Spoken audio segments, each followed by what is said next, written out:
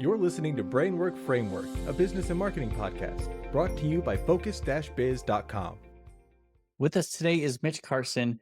He is the CEO and thought leader with his company, Get Interview Guaranteed. He helps speakers, authors, coaches, and consultants become the number one person in their niche so you can spend more time with your families, live the dream that you always dreamt about, and help others in the process. Mitch, how are you? Thanks so much for joining us today. Well, thanks for having me. I don't know if I should start strumming your guitar, but you're there and I'm here. We can make some music across the board. That sounds fantastic. I love it. So, Mitch, tell us about your entrepreneurial journey. I see that you've been in your industry 30 plus years already. Tell us more about that experience. Well, I don't want to divulge my true age because I might shock you. So I'm just going to keep it 30 plus years. How's that? That's perfect. Well, I've been a professional speaker for quite a few years, more than 3 decades. And I've been a business owner for much of that time as well, where I've started 2 companies from scratch, sold them, sold 2 different companies to publicly traded corporations. So I was able to walk away. I like starting things from scratch versus buying existing entities and forming it. And the creation process is what intrigues me, interests me, and fulfills me. And that started as a young age. Well, the first company I sold to an employee wasn't publicly traded. I started that in college. It was an advertising specialty company. I sold that later. And then I went into corporate work and then started and did that for 2 years and it bored me because I was told what to do. And I didn't like that. I liked the confines of being unconfined. And then started a company with other individuals. And then we sold it to Waste Management after 3 years. Got into the ad specialty business again, always speaking to build the business quickly because a one to many is the key to growth, as I have seen from what I've seen. And then I sold that company in 2006 to Halo Branded Solutions, which is an Amex listed company. And since then, I have been independent and have enjoyed my process. That is fantastic. Sounds like the quite well experienced journey and similar to many other entrepreneurs where you are kind of finding your own way. You can't help but see opportunity. You're starting multiple businesses, starting something new. And I love kind of the approach that you take behind your marketing strategy. This is a one to many, and it's a personal approach versus people who don't want to be there or hear the message. You're actually presenting it to people who want to learn more about you. Some of the topics that we're going to go into today is using big media. How do we use that effectively to kind of leverage our area of expertise? Let's talk about the ascension model of media. Let's talk about traditional versus newer. Traditional, I would say, would be print, which is now online and print. We have radio shows, which now are radio shows plus podcasts. And then you have YouTube shows or streaming shows, which could then be also network television. Looking at your age, I suspect you've never watched TV in your life, but some people of my generation respect network television as number one. I maintain that because of where I am, probably because of my age cohort. And it's also the most challenging and it still garners the most credibility, in my opinion. Because in order to be a host on a TV show, as in network television show, most have gone through broadcast journalism school, are educated, and are professionals. Whereas if someone starts a YouTube channel, and there are great YouTube hosts, they just hung a shingle and said, "Hi, I'm a YouTube streamer. Aren't I bitchin'? Let's pop my pimples." Well, buddy, you haven't paid your dues. So I believe that you can pop your pimples at any age, but it's more likely with the younger. And in order to get on television, you got to use makeup. You've got to know how to extract great information out of your guests and move quickly.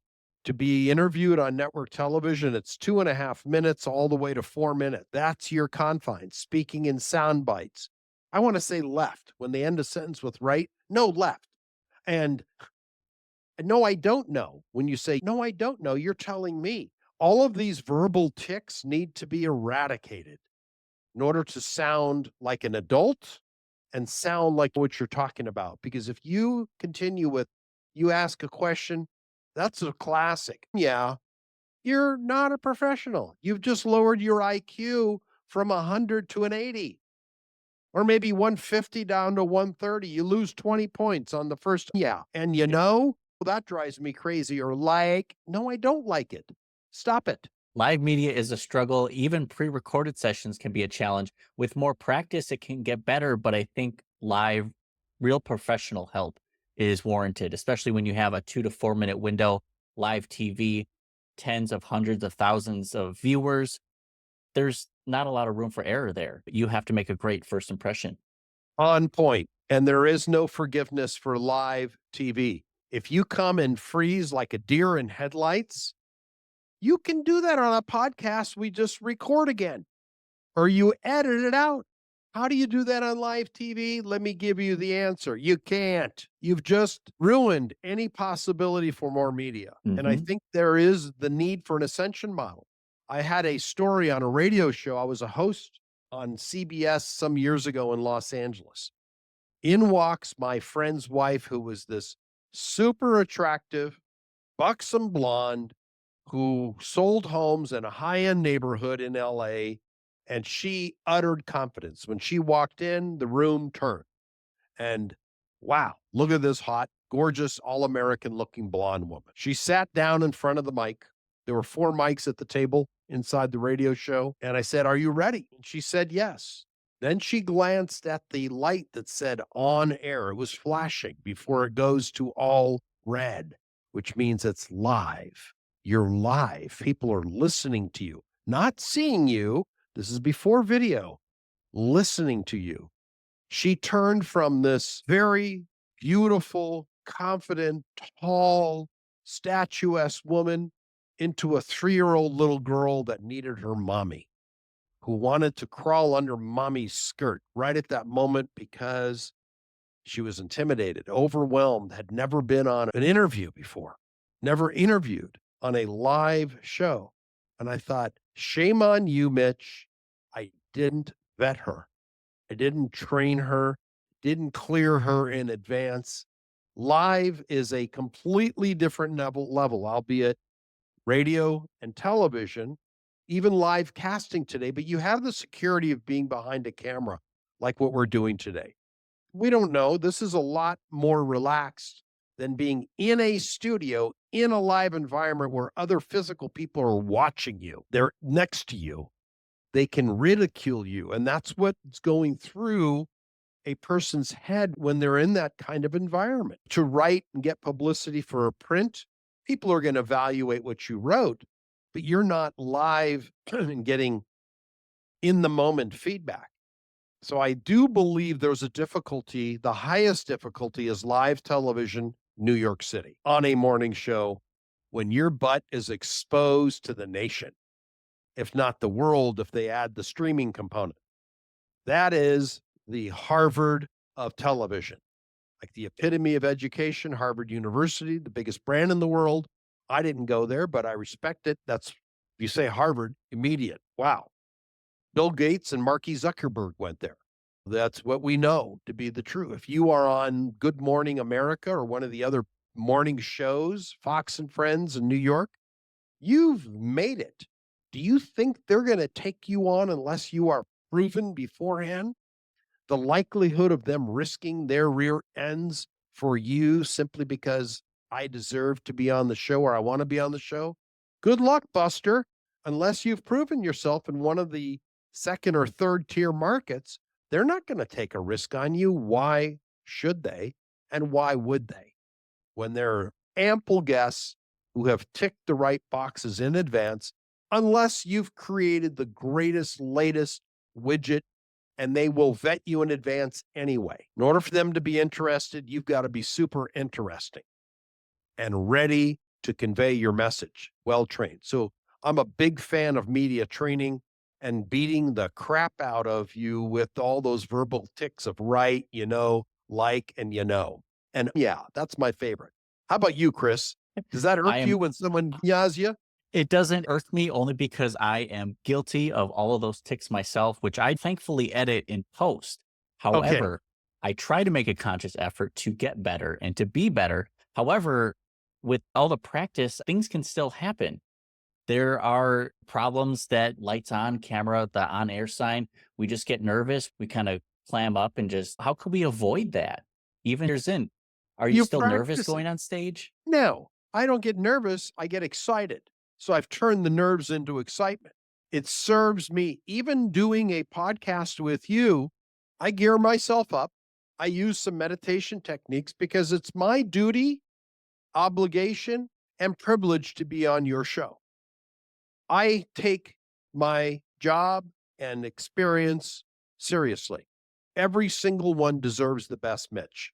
So I meditate before I take an appearance, and I do this 5 minutes before I click the buttons. Hi, I'm here. I do this intentionally because I want to give you my best Mitch. You get the best of me being mentally prepared. My lighting is on, my sound, we tested the mic, it's covering my face. Ooh, more handsome, less handsome. I am prepared. And I think you've got to take it seriously. No actor in Hollywood just shoots from the hip. Let's wing it. That's not responsible. I read about you in advance. If you are on a show on a TV, research your hosts. Get familiar with the person that's going to interview you. You have shot, one shot of being the best you. Make the best of it. Lazy approach will give you a less stellar result. This is your opportunity to shine. People go through dress rehearsals, even in the school play for grammar school. High school, they rehearsed, and then when the curtains open, you're ready. Why do you think it's any different if you get the opportunity to guest on Fox 5 television here in Las Vegas? They are unforgiving. If I bring in a ill-prepared host, I'm going to hear about it. Guest rather. Ill-prepared guest, I'm going to hear about it. I know these people. So it's important to be prepared. I think you'll find after we do this interview, Mitch was prepared. He was ready as his microphone. He even kidded with me a little bit. He's got his water nearby to keep the vocal cords wet. I love it. It's smart. The And it's room preparation, temperature. it increases the production value. The room Correct. temperature with a spritz of lemon, did I see? Yes, lemon in there, never ice cubes because that freezes the vocal cords and will affect your pitch, intonation, your voice quality. So I know these Interesting. tips. You want to have room temperature, and I like a little bit of the citrus. That way I don't get scurvy. I don't want any of those diseases. So I have my scurvy repellent, good for the gut. But it's a nice prop. Look at that. He's I pretending love to it. be healthy in It's a great. healthy way. Now, for the business owners and entrepreneurs who are considering using their personal brand, trying to either get speaking gigs, now they're prepared as they could be. They want to do some outreach and find the places where they should get in contact and then craft this message that resonates with them to get invited on. What does Uh-huh. that look like? Well, they can get in touch with me. I mean, that's certainly an option. If they're interested in getting on TV, guaranteed, I have a program, and the only publicist in the US that I know of that guarantees television on network shows. You've got to go through my training first. Nobody goes in raw, ill prepared. My reputation is everything to me. But if you go to getinterviewedguaranteed.com/meet with Mitch, I'm sure it's going to be in the show notes. We can set up an appointment, and it is a guaranteed exposure of up to 4 network television shows, guaranteed on a radio show here in Las Vegas, where I live. We get covered in advance, and it's fee-based versus contract-based over months, where they suck you dry on your debit card or credit card for getting you on one show in Wichita. No, we do it all in 2 days. You have 4 shows, and all of your branding is done. Media is done. You have more media than most PR agencies will supply you in a year, sucking you dry at $10,000 a month. That is absolute way that people should consider crafting their own offer, creating this attractive offer that provides deliverables and value, assign a timeline to it, the product benefit to it. This is how you craft your offer. Now, once you get them on these interviews and they have all their media completed, how do they then leverage that by crafting their own offer to turn it into cash? Well, great question. And the answer is You've just raised your credibility. And if you also come in as an author, which is largely many of my clients, you have to see yourself as an expert. Number one, it's a mental shift that must take place, Chris. You must see yourself as a possible expert or as an expert in your category, at least number one or two. You must want it, perceive it, and execute on it. So then when you have these assets, you can repurpose them into footage and you could place it on what is called your one sheet.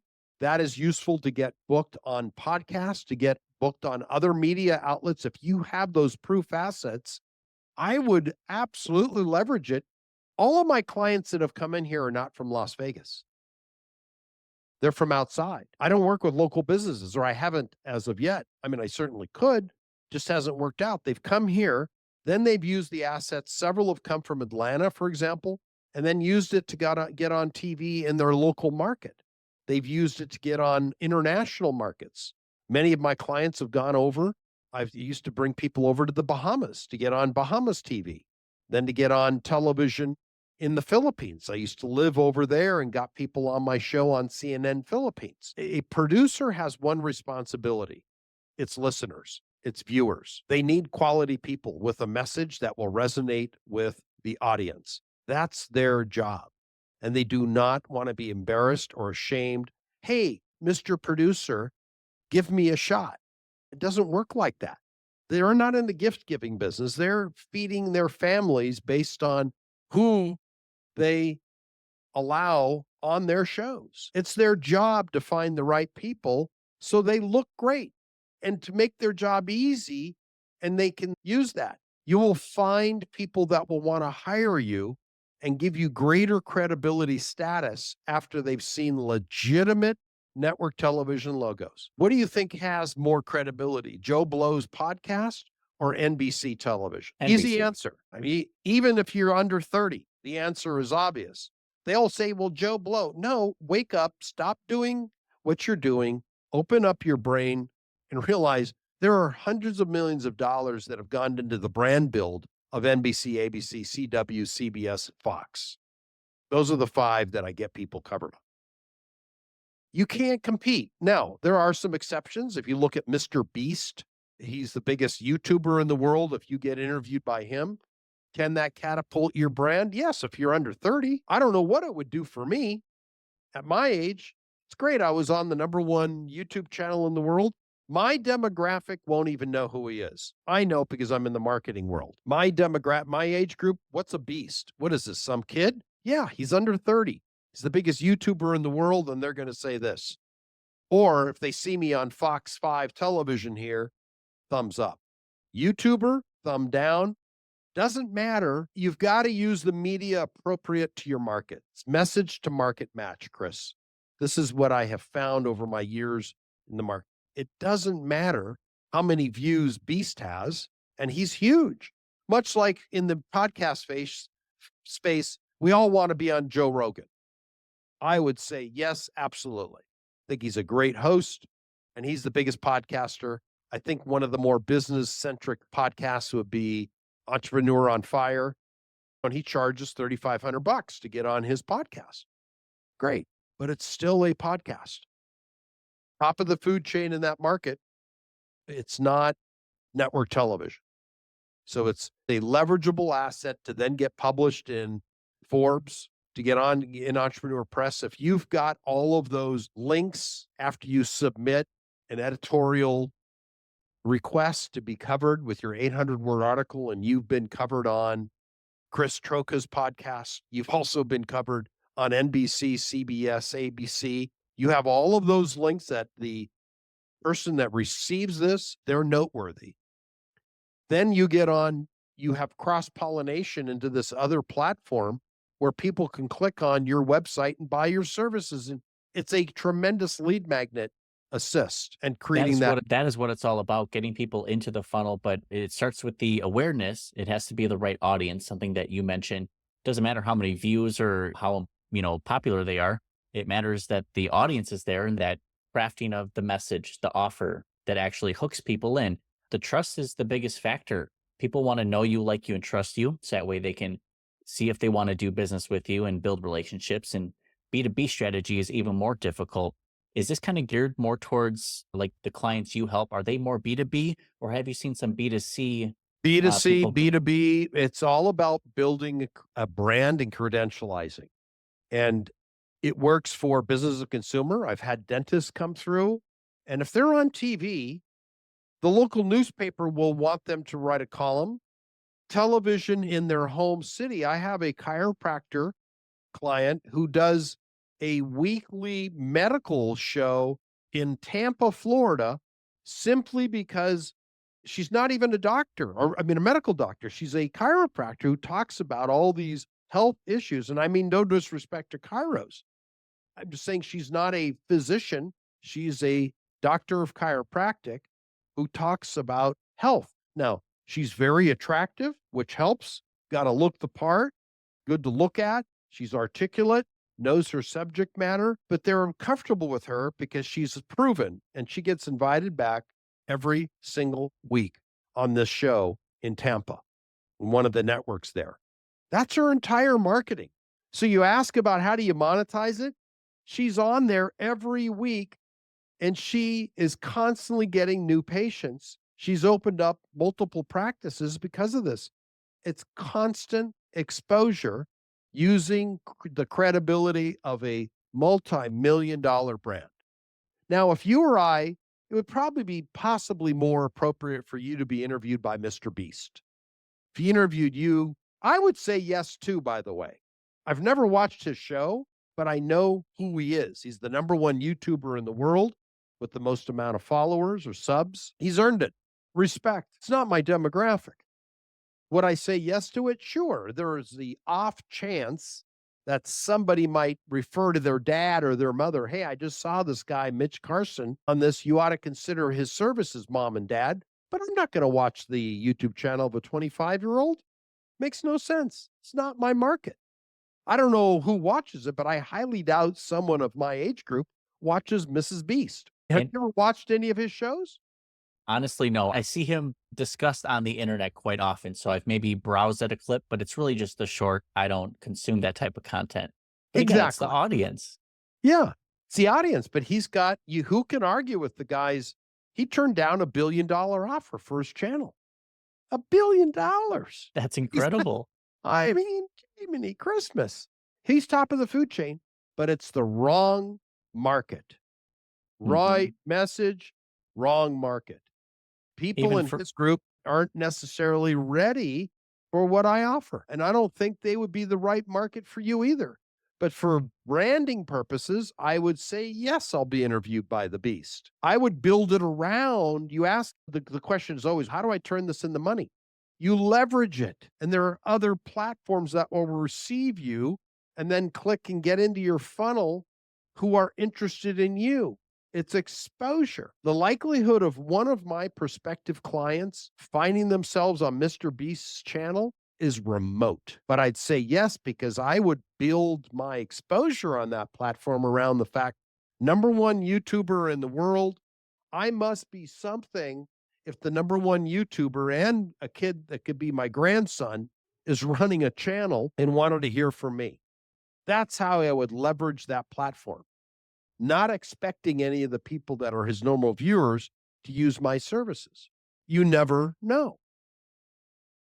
Absolutely. And I imagine that if that were to happen, you wouldn't want to use Mr. Beast's YouTube as like a leverage piece on your website then, unless it's meant for that audience. You may have a specific landing page just for the Mr. Beast people. But again, you're not trying to hurt your credibility, wouldn't it? And Possibly. Correct me if I'm wrong. You possibly know. I know who he is. I don't know what his content is. If he's I think talking it's, about X rated, it could hurt me. If he's using yes. foul language, he could hurt me. So that Mhm. I don't curse on any interviews. I don't talk anything X rated or misogynistic or political or religious. All of those are no go topics for me. I'm strictly business and mindset.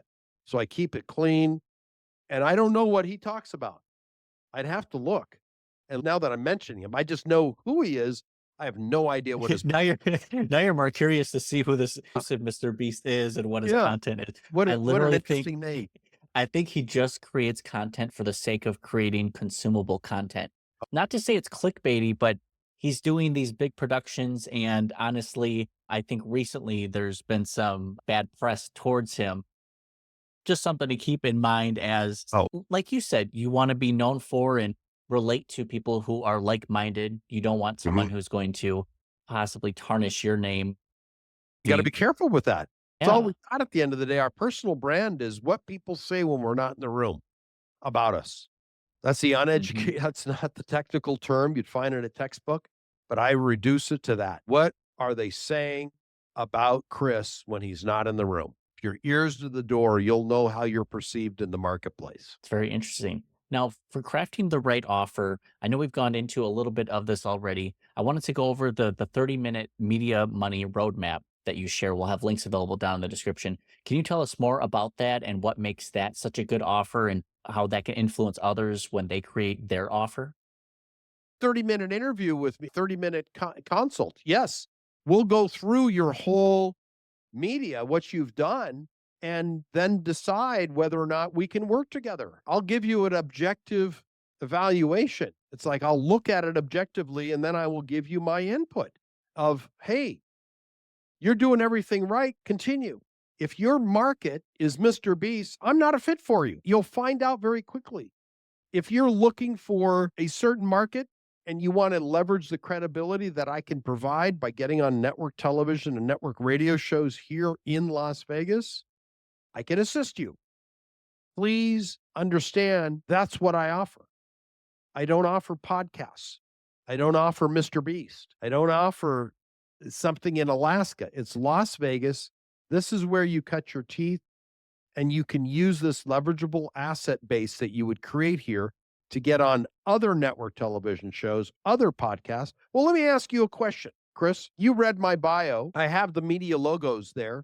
Did that impress you or unimpress you, or you're just indifferent? It's credibility improvement, absolutely. However, being in the industry, I just know what it can or can't take to get there. I think it's really how you present yourself online. The logo itself, it can add credibility, but again, it's that the person, are they authentic? Are they true? And I think Sure. that really drives home that trust factor. Well, but it's adding to it. And if I also Hmm. had an article from the Wall Street Journal where I had an article written about me, if I had all of these things added to it, it boosts the credibility. I liken it to peacocking. The peacock attracts the female with his beautiful feathers. It's not the female that's pretty. It's reversed in that animal. The male attracts the female with all of his feathers. Have I been on Entrepreneur Press? Yes. Have I been in Forbes? Yes. Wall Street Journal, Fox, CNN, ABC, CNBC, all of these networks. Have I been on the Chris Troka show? Yes, here he is, all my podcasts. Okay. All of that adds to my plumage because that's what we're showing as experts, as business people. What do we have? Written multiple books. All those books are up there. It's all part of the feathers that we're showcasing to the world. People buy based on perceived value, not necessarily real value. It's nice if it matches, but they buy based on perceived value. Last little metaphor I'll use to share about this is, do you want to be inside a Tiffany box, which is blue and white, when you make your proposal to your girlfriend that you want as your fiance and future wife? Or do you want to wrap it up in a box from Target? Which is going to get you a yes, an emphatic, enthusiastic, crying, emotional yes when you're down on one knee, and you're presenting this to Tabitha? And she sees the blue and white box. You open it up. Open this up, honey. She unravels it. She's smiling, and that jewel is glistening. She thinks it is. You've gone to great lengths to buy this incredibly powerful, incredibly gorgeous, incredibly expensive, because there's that association, expensive diamond from Tiffany's versus you went to Target and you bought something there and it's in the box. oh boy, she'll possibly say no, and she'll guarantee to say yes. You've put all your feathers up nicely. Your feathers are bright. They've been oiled up to glisten when the light hits. That's what a Tiffany box does for you. That's what media does for you. Makes your feathers glisten and stand out against Target. Be Tiffany. Be Tiffany in a world of targets. Absolutely. Now, Mitch, what are you most excited for 2024 going into 2025? Were there goals you had set that you're excited about? Anything new you're looking forward to? I'm looking forward to a new batch of authors that I'm training in the book writing process who are then going to get into the media. A group in Singapore and a group here in America who are then realizing dreams. What my goal is and my objective and my privilege is to help people realize their dreams. Put into play what you've only dreamt about doing, do it, get over the fear, and that's face everything and rise. Face everything, all of your fears, push through the pain and discomfort of whatever that is, to then rise up and become muscly. The first time you and I went to the gym as skinny kids, at least I was skinny. I'm not so skinny anymore, but I was skinny then, and I wanted to be buff. And it took time. It's a matter of you get an immediate pump after doing 20 arm curls. You may go back the next day and do a little bit more, or every other day and do a little bit more. And after a period of time, you look in the mirror one day and realize, oh, shoot, I'm partially buffed. I can attract Polly now. She'll pay attention to me because I've got some biceps. It's starting to work. Keep working out. Keep the path. Washboard abs come through discipline, good diet, and a lot of sit-ups and crunches, planks, all of that. Your planks for your credibility, get on podcasts, get on network television, get on radio shows, publish articles, get covered on blogs, get interviewed, get push. When do you stop publicizing yourself? Never. When you die, you can stop, and don't die soon. Just keep it going. Promote yourself as Tiffany. Tiffany always garners more value. Raise your perceived value by including yourself in more press. Never take your foot off the gas pedal. I love it. And isn't it such just a fulfilling purpose within our lives that we can help other people realize their dreams with the experience and 100%. knowledge that we've attained and now share with others? It's fulfilling, isn't it? That's the life process, the full circle. When I was younger, I was selfish. It was me, me, and me. And if you didn't know about me, I'd tell you about me. Now I want to help you so you can tell your story and then you could pass it on. It truly is the lifeline of our process is to help ourselves, put the mask on ourselves when there's air turbulence. So we're in the airplane, got to cover ourselves, get to be breathing well and clean. Then you can help your kid that's next to you or the old person that's next to you that can't seem to grab it. Take care of yourself first, put the mask on the next person, help them, feel good about yourself, and allow them to help somebody else. That's the process of paying it forward. Help people, do it with a smile, and don't tell anybody about it. I love it. That's what it's about, giving value, helping others, and Yep. we help bring each other up. Yep. I do believe in rising tides, and I choose at this point in my life, there was always the age-old debate question, is man basically good or is he basically evil? I think he's good. We learn our evil traits. I do like to believe that man is basically good, and women, because there are some women that fall in that category as well, are good and some aren't so nice. But if you start with the basis of it's being half full, you can continue to add nice water to that glass. I love it. Mitch, thank you so much for sharing your wisdom and advice with our audience here. For those who are interested, make sure you check out the links available down in the description and show notes so you can connect with Mitch Carson and take advantage of his wonderful offer. Mitch, any last words of wisdom you'd like to share with our audience here? Face everything and rise. I love the acronym of FEAR. Face everything and rise. Keep pushing. Just take one tiny step if necessary. One thing. Little hinges swing big doors. Push a little bit because staying the same is staying the same. Get on the bus of progress and excellence. Don't be left behind. All it takes is stepping up, getting on the bus, and allowing yourself to be part of this as you get to the next destination. I love it, Mitch. Thank you. It is definitely a scary feeling and a scary journey, but the more we take action and just take that small step, we'll find out how good it feels to actually take action and then eventually get results. Mitch, we appreciate you coming on. Thank you so much. Hope you have a great rest of your 2024 and future success as well. Thank you. Thank you, Chris.